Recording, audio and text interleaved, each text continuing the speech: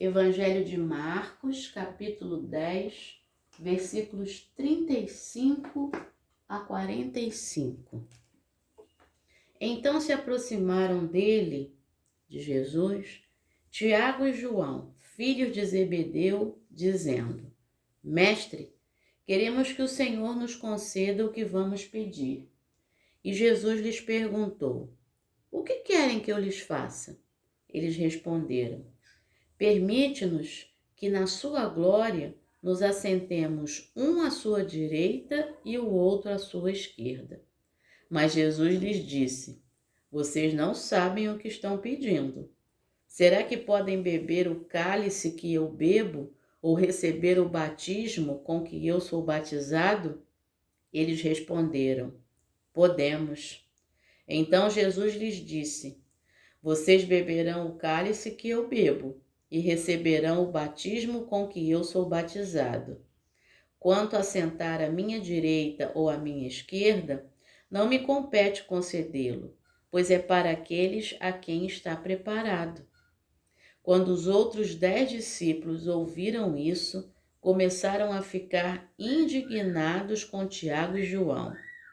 Mas Jesus, chamando todos para junto de si, disse: Vocês sabem que os que são considerados governadores dos povos os dominam e que os seus maiorais exercem autoridade sobre eles.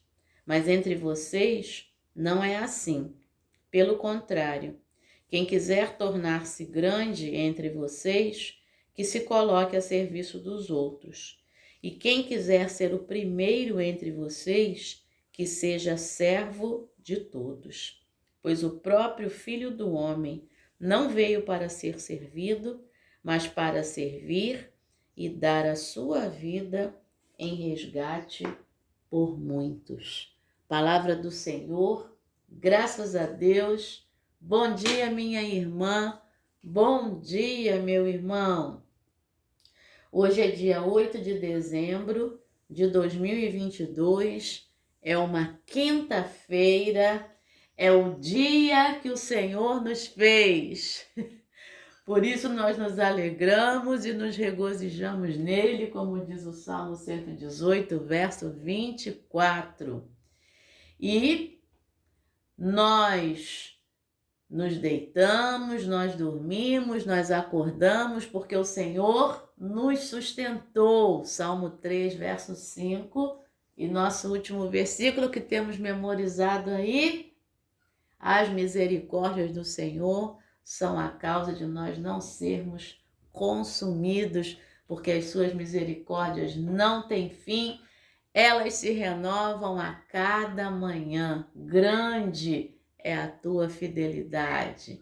Lamentações 3, versículos 22 e 23. As misericórdias do Senhor se renovaram sobre nossas vidas nessa quinta-feira. É seu aniversário? Deus te abençoe neste dia, nesta manhã, que seja um dia especial, um dia cheio das bênçãos do Senhor, um dia em que aconteçam coisas inesperadas no melhor sentido da palavra.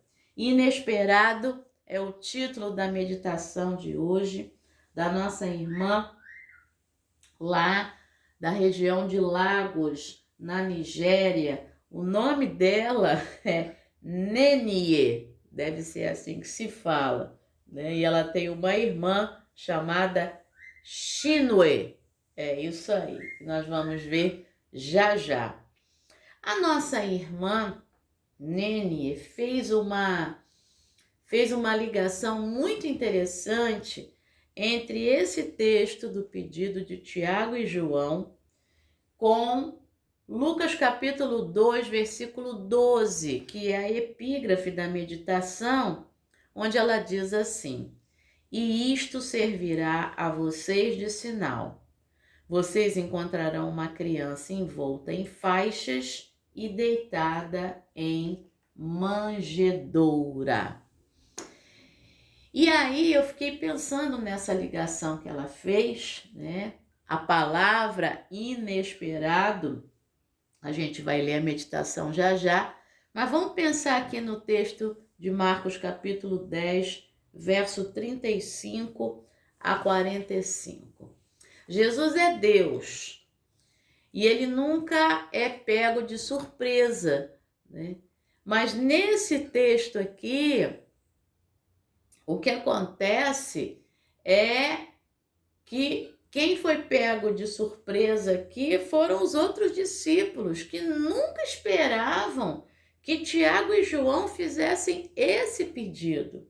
Tanto que o versículo 41 diz: quando os outros 10 discípulos ouviram isso, começaram a ficar indignados com Tiago e João, porque o pedido deles era algo assim, muito além, né? Além do que eles mesmos poderiam suportar. Então, o texto de Lucas, esse texto também está em Mateus, capítulo 20, versículos 20 a 28, tá? E aí, claro, cada texto, cada evangelista, né?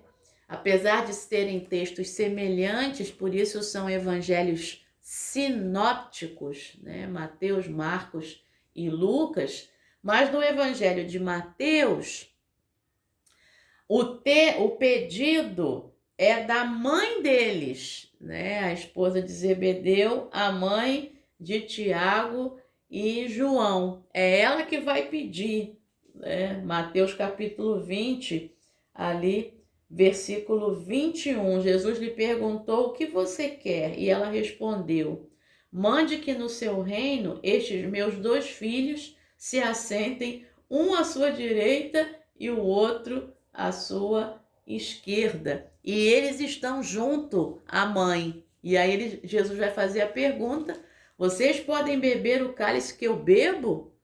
E vocês não sabem o que vocês estão pedindo, né? Porque é a responsabilidade muito séria. O que é beber o cálice que Jesus bebe? É morrer martirizado. Interessante que Tiago, ele vai ser martirizado, né? Logo ali no livro de Atos, né? Atos capítulo 8, se não me engano.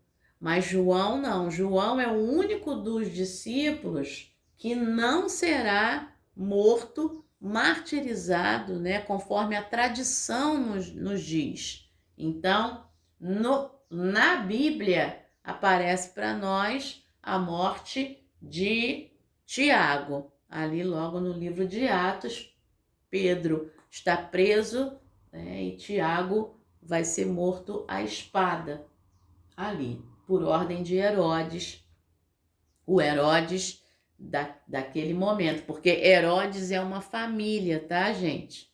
Então a gente tem vários Herodes. Herodes o Grande, Herodes Antipas, tá? E um terceiro Herodes, pelo menos são 4, tá? E aí então o Herodes ali do governador do momento é o que vai mandar matar Tiago à espada e Pedro vai ser preso. Só que depois do tempo da história bíblica ali, durante o 1º século, segundo a tradição da igreja, todos os outros apóstolos, né, os discípulos, vão ser mortos, martirizados, vão ser assassinados, né? E João é o único que não vai ser. E aí aqui Jesus diz: vocês podem beber o cálice que eu bebo ou receber o batismo com que eu sou batizado. Na verdade, as duas figuras de linguagem são a mesma coisa, né? Uma morte por um ideal, né? E, no caso, uma morte pelo martírio, até porque a palavra martírio em grego é martiria, que significa testemunho, tá? Então, o martírio é o maior testemunho de que há uma aliança com Jesus, né? E aí a gente sabe como é que era naquela época a perseguição ali aos cristãos até o século III, né? É muito forte. Bom, e aí Jesus diz o seguinte para eles, no verso 39, vocês beberão o cálice que eu bebo e receberão o batismo com que eu sou batizado. Até aí tudo bem. Mas aí vem a hierarquia agora na Trindade, né? Essa obediência de Jesus, a segunda pessoa da Trindade, o Filho, em relação ao Pai. Essa obediência ao Pai, porque ele vai dizer, quanto a sentar à minha direita ou à minha esquerda, não me compete concedê-lo, pois é para aqueles a quem está preparado. Então, isso é da ordem do Pai, é da ordem da eternidade. O Jesus que nesse momento está encarnado, está no plano, aqui no plano humano, não tem como dizer coisas, né, relativas aos planos do Pai na eternidade. E aí os outros discípulos entenderam o pedido, né, a ousadia do pedido e ficaram injuriados com aquilo ali, ficaram indignados. E aí Jesus, versículo 42, chamando todos para junto de si, disse, vocês sabem que os que são considerados governadores dos povos os dominam e que os seus maiorais exercem autoridade sobre eles. Jesus está começando a dizer o seguinte, olha só, vocês são aqueles que se aproximaram mais de mim, né? Que de discípulos foram chamados de apóstolos. A palavra apóstolos, né? É a palavra para aquele que é enviado, tá? O discípulo é aquele que aprende. O apóstolo é aquele que é enviado. Só que antes de ser apóstolo, a gente precisa ser discípulo. Eu só posso ser enviado depois que eu sou equipado, preparado, né, pelo próprio Senhor, pela sua palavra, e aí eu sou enviado, né? A palavra apóstolo significa isso, aquele que é o enviado. E aí, Jesus está dizendo, olha, nos governos aqui, os maiorais exercem autoridade sobre outros, dominam sobre outros, mas entre vocês não é assim. Então não é pedir para sentar uma à direita e uma à esquerda e ficar em lugar separado dos outros. Não. Quem quiser tornar-se grande entre vocês, que se coloque a serviço dos outros. E quem quiser ser o primeiro entre vocês, que seja servo de todos. No reino de Deus, na presença de Jesus, é completamente diferente. Quanto mais serva eu sou, mais eu me coloco na presença daquele que é rei, daquele que é Senhor. Se eu, Alessandra, faço a meditação para 10 pessoas, eu me coloco como serva dessas 10 pessoas, para que elas aprendam a palavra, para que, se elas tiverem dúvidas, elas falem comigo. Se eu aumento esse grupo, se eu coloco no WhatsApp, no áudio, se eu coloco no YouTube, em vídeo, né? E aí eu estou me fazendo serva de mais pessoas para apresentar a palavra. E aí eu tenho que ter um maior cuidado.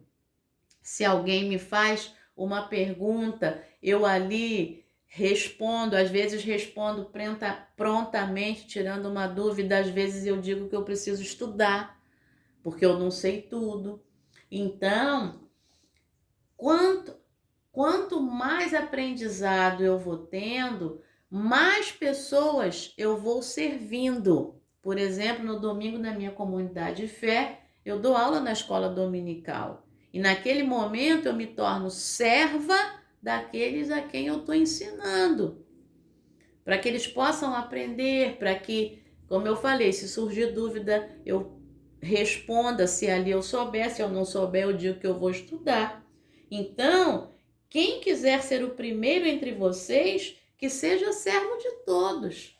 Quanto mais serva eu sou, mais eu vou me aproximando de Jesus, que se tornou servo, como diz em Filipenses capítulo 2, lá, versículos 5 a 11. Ele se tornou servo a ponto de se esvaziar da sua glória e se tornar homem e encarnar. E ele foi obediente até a morte e morte de cruz, porque se torna servo e filho. Então, ele diz: o próprio Filho do Homem não veio para ser servido, mas para servir e dar a sua vida em resgate por muitos. Inclusive, esse versículo 45 do capítulo 10 de Marcos é considerado o coração do Evangelho de Marcos, o centro do Evangelho de Marcos. E o Evangelho de Marcos é conhecido como o Evangelho do serviço. Por quê? Porque o Evangelho de Marcos traz muitas curas e milagres que não estão em outros evangelhos. Então, quanto mais curas, quanto mais milagres, quanto mais libertações, mais serviço, mais servo Jesus foi dessas pessoas, a quem curou, a quem libertou, né? Os milagres que realizou, sabe? É muito legal perceber isso, né? É muito legal. Então, que eu e você, nesse dia, possamos ser servos, possamos orar pedindo isso a Deus, né? Que eu seja serva. Hoje pela manhã, eu estava orando de manhã e falei os 3 versículos, né? Salmo 3, 5, Lamentações 3, 22 e 23 e Salmo 118, versículo 24. E depois eu comecei a orar por algumas pessoas que eu sei que ouvem aqui a meditação. E aí eu fui falando nomeadamente, né? Ou seja, me tornei serva dessas pessoas. Pedi a Deus por elas. São pessoas que não são da minha família, mas são pessoas que são da família de Deus, né? A qual eu pertenço também. Então, e você? Quantas vezes você aí, que me ouve, tem orado por mim? Quantas vezes você... Não estou te questionando, estou afirmando, tá? Estou fazendo uma pergunta afirmativa. Quantas vezes você ora por mim e eu nem sei?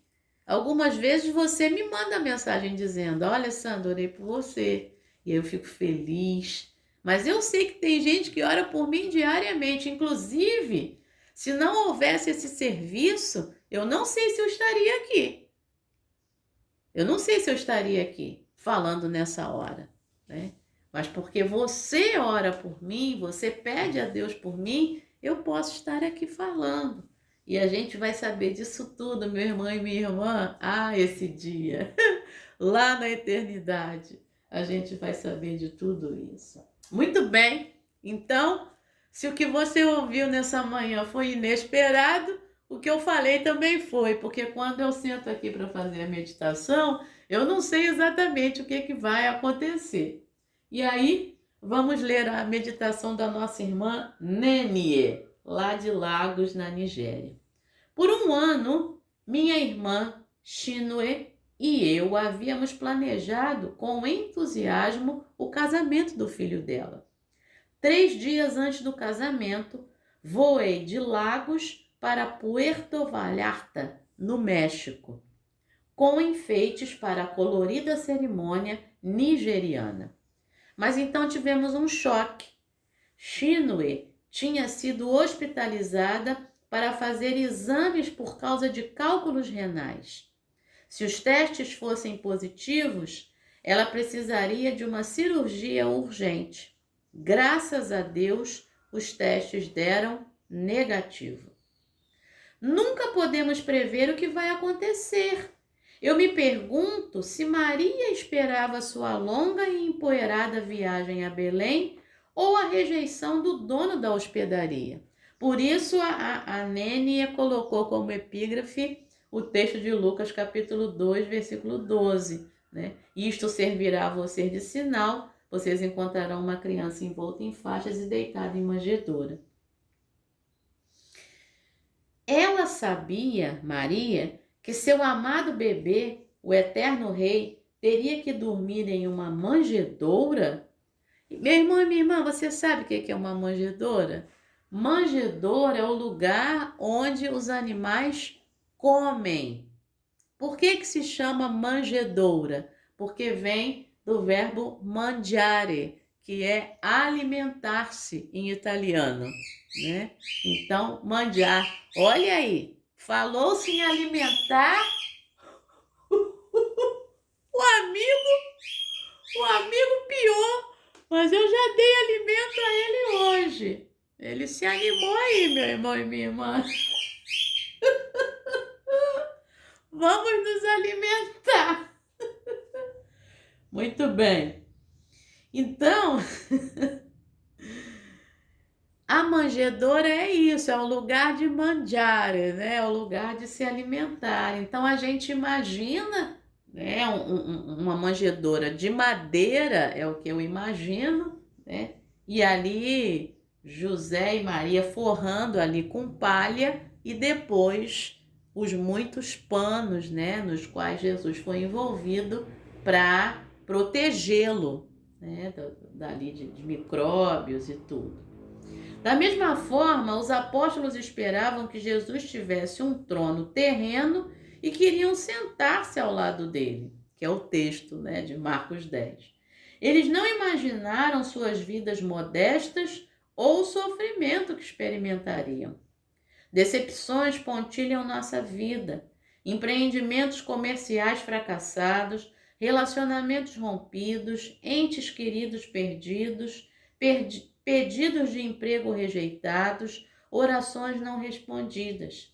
Quando as coisas não saem como esperamos, podemos aprender a confiar no Rei Eterno, que nasceu em um estábulo. Deus está sempre conosco. Oração? Amoroso Pai, aumenta a nossa fé e confiança de que Tu nos sustentarás nas adversidades. Em nome de Jesus, amém. Pensamento para hoje? Em cada evento inesperado, procurarei a presença de Deus. Oremos pelos recém-casados. É o seu caso? Estou orando por você.